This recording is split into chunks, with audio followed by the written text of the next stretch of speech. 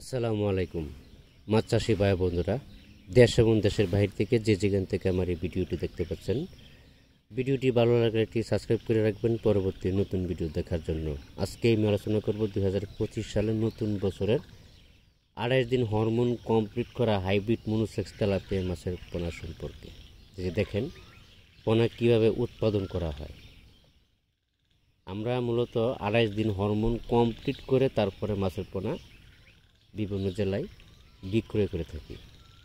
আপনিও যদি অবিশ্বাস করেন তাহলে আমাদের হ্যাচারি ভিজিট করতে পারেন। ভিজিট করে মাছ 28 দিন হরমোন কমপ্লিট করা আছে কিনা যাচাই বাছাই করে মাছের পোনা সংগ্রহ করতে পারবেন। তবে হ্যাঁ, শুধু আমার কাছ থেকে বলে নিতে হবে এমন কোনো কথা না।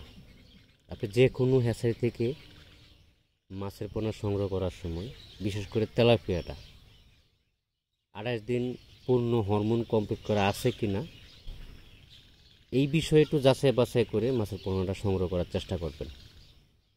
বেশিরভাগ চেষ্টা করবেন আপনি সরাসরি এসে হ্যাচারি ভিজিট করে মাছের পোনা দেখে শুনে 2-4টা হ্যাচারি ঘুরে তারপরে মাছের পোনা সংগ্রহ করবেন। তাহলে সবথেকে ভালো হবে আপনার জন্য।